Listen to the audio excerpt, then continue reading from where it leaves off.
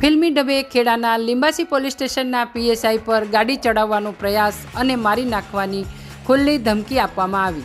Limbasi police સ્ટેશનમાં સમગ્ર મામલે પોલીસ દ્વારા ગુનો દાખલ કરવામાં આવ્યો। ખેડામાં અસામાજિક તત્વોનો આતંક એટલો થઈ ગયો છે કે હવે પોલીસને જ સુરક્ષાની જરૂર પડવા લાગી છે। વડોદરીના મફાબરવાડે તારાપુર ખેડા રોડ ઉપર ડાયવર્ઝન પર પોલીસ સાથે તકરાર કરી બબાલ કરી હતી।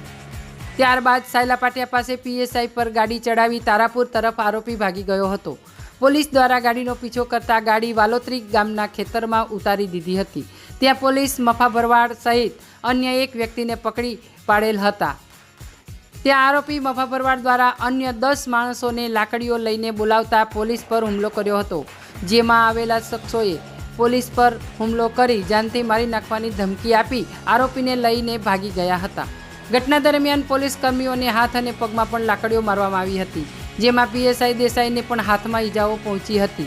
આરોપીઓ પોલીસ પકડમાં આવેલા મફાભરવાડને છોડાવવા સફળ રહ્યા હતા અને પોલીસને પડકાર ફેંક્યો હતો।